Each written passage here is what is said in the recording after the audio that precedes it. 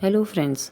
आज फिर मैं एक और नई कहानी के साथ आई हूँ जिसका शीर्षक है बेफिक्री, जिसकी लेखिका है लक्ष्मी कुमावत। तो चलिए शुरू करते हैं आज की कहानी। बेटा, तू यहाँ मुझसे मिलने आई है ये अपनी भाभी का काम बढ़ाने के लिए? अरे, उसकी मदद नहीं कर सकती तो कम से कम उसका काम तो मत बढ़ा। शोभा जी अपनी बेटी मानवी से बोली। अरे, ऐसा क्या काम बढ़ा दिया मम्मी मैंने जो आप मुझे सुना रही हो? ज़रूर भाभी ने आपसे शिकायत की होगी। मानवी उल्टा अपनी भाभी सुमन पर इल्ज़ाम लगाते हुए बोली। बहू मुझसे क्या शिकायत करेगी? उसने तो कुछ नहीं कहा, पर मैं क्या अपनी आंखें बंद करके बैठी हूँ जो मुझे दिखाई नहीं देता कि यहाँ तो मुझसे मिलने के बहाने आई हो, लेकिन अपने बच्चों को यहाँ छोड़कर खुद अपनी सहेलियों के साथ घूमने निकल जाती हो। अब मम्मी, अपने मायके में भी अपनी मनमानी ना कर सकूं तो फिर मायके और ससुराल में फ़र्क ही क्या होगा? थोड़ी बहुत आज़ादी तो होनी ही चाहिए ना। मानवी बेफिक्री से बोली।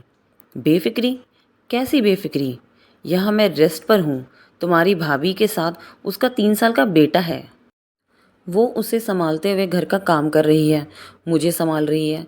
ये क्या कम था जो तुमने भी आकर अपने बच्चों की जिम्मेदारी उस पर डाल दी और खुद बाहर घूमने चली गई? मम्मी, आपने पहले तो कभी नहीं टोका मुझे जो आज इतना टोक रही हो। अचानक क्या हो गया? आज आपको अपनी बहू पर प्यार आने लगा, जिसके पीछे आप अपनी बेटी को भी सुनाने को तैयार हो गई। मानवी बिगड़ते हुए बोली। यही तो सबसे बड़ी गलती की मैंने, कि हर बार मैं तेरा ही साथ देती हूँ।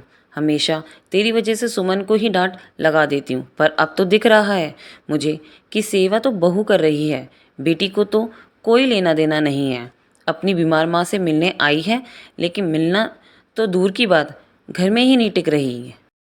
मम्मी, मिलने आई हूँ तो मिल तो लिया और देख भी लिया। अब क्या हमेशा तुम्हारे पास ही बैठी रहूं?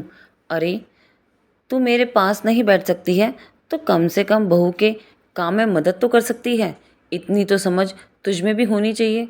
क्या बचपन में मैं तेरे साथ नहीं बैठती थी? बस मम्मी, ससुराल में भी काम करो और अब या मायके में भी आकर काम करो। कहीं तो थोड़ी आज़ादी होनी चाहिए। तुम्हारी बहू को काम करते ज़ोर आता है क्या?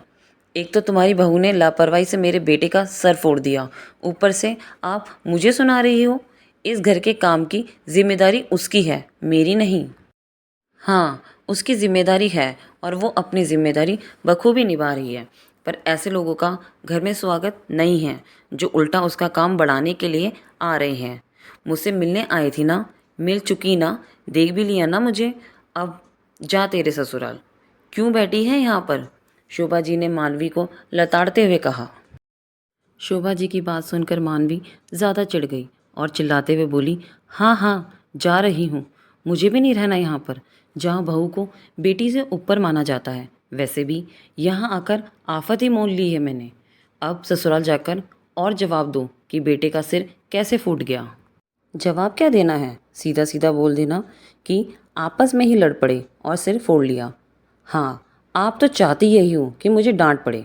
मुझे तो अब बिल्कुल नहीं रुकना यहाँ पर, कहती हुई मानवी कमरे में अपना सामान लेने चली गई।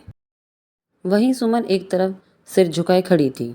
उसे देखकर शोभा जी ने कहा, अब तो यहाँ क्या मुंह नीचे करके खड़ी हुई है? जाकर अपना काम कर। इसका तो नाटक यूं ही चलता रहेगा। अभी तो नकती हुई जा रही है, अपने आप आ जाएगी 2-4 दिन में। शोभा जी की बात सुनकर सुमन चुपचाप अपना काम करने चली गई। यह पहली बार था कि शोभा जी ने सुमन का साथ दिया था, नहीं तो हर बार अपनी बेटी के पीछे सुमन को लताड़ देती थी। अभी पिछले महीने मानवी जब आई थी, तब भी अपने दोनों बच्चों को सुमन के पास छोड़कर अपनी सहेलियों के साथ मूवी देखने चली गई थी। इधर शोभा जी भी मदद करने की जगह पड़ोस में सत्संग में चली गई। जब सुमन रसोई में खाना बना रही थी तो तीनों बच्चे आपस में ही लड़ पड़े और मानवी के बेटे ने सुमन के बेटे प्रिंस को धक्का दे दिया, जिससे प्रिंस के सर पर चोट आ गई। वो तो उसी समय पापा जी घर पर आ गए, जो प्रिंस को लेकर फटाफट डॉक्टर के पास दौड़े। लेकिन जब शोभा जी घर पर आई तो उन्होंने सुमन को ही डांटना शुरू कर दिया। अरे, क्या ज़रूरत थी बच्चों को अकेला छोड़कर खाना बनाने की? बच्चे तक तो संभलते नहीं तुमसे, घर तो क्या ही संभाल लोगी? उससे क्या कह रही हो? क्या तुम लोगों की जिम्मेदारी नहीं है 3-3 बच्चों को उसके भरोसे छोड़ के चले गए। ऊपर से काम भी तुम लोगों को समय पर चाहिए और तुम्हारी लाडली बेटी भी अपने बच्चों को यहाँ छोड़कर घूमने निकल जाती है।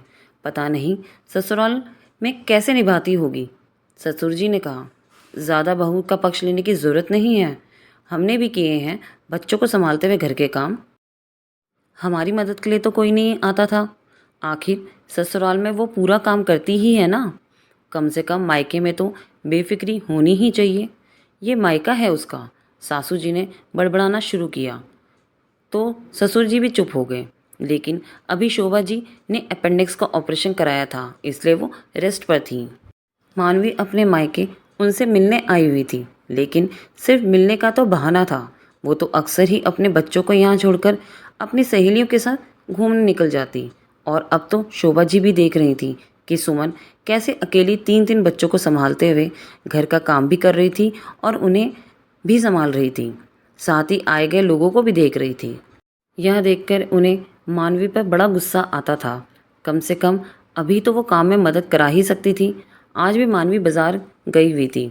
पीछे मानवी के दोनों बच्चे आपस में लड़ पड़े। सुमन के संभालते हुए भी मानवी के बड़े बेटे ने अपने छोटे भाई को धक्का दे दिया। इस कारण उसके सिर पर लगी और सर पर सूजन आ गई। जब मानवी घर आई तो उसने सुमन पर चिल्लाना शुरू कर दिया, भाभी यह क्या कर दिया आपने? ये ध्यान रखा है आपने मेरे बच्चों का? हाँ, आपको क्यों दर्द होगा? बच्चे तो मेरे हैं ना। ये सुनकर शोभा जी से रहा नहीं गया और उन्होंने मानवी को डांट दिया। खैर, थोड़ी देर बाद मानवी अपने सामान के साथ बाहर आई और अपने दोनों बच्चों को लेकर वहाँ से रवाना हो गई। इस बार शोभा जी ने उसे बिल्कुल नहीं रोका। तो दोस्तों, ये थी आज की कहानी जिसकी लेखिका हैं लक्ष्मी कुमावत जी और जिसका शीर्षक था बेफिक्री। आशा करती हूँ आपको ये कहानी पसंद आई होगी। अगर आपको कहानी पसंद आए तो प्लीज़ मेरे चैनल को लाइक, शेयर एंड सब्सक्राइब ज़रूर कीजिएगा। और चलिए फिर दोबारा मिलती हूँ आपको एक और नई कहानी के साथ। तब तक के लिए थैंक्स फॉर वॉचिंग।